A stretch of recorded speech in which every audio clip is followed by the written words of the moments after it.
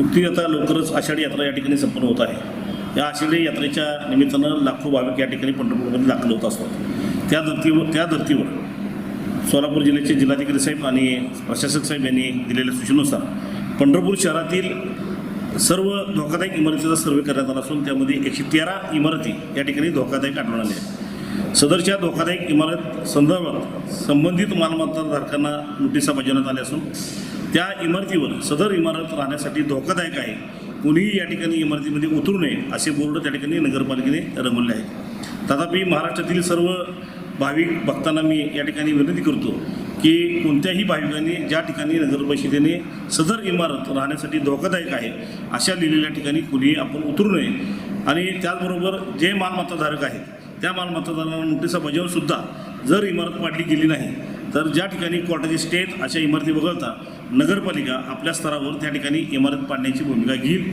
आणि कुठल्याही भाविकांना धोका होणार नाही याची काळजी नगरपालिका घेत आहे।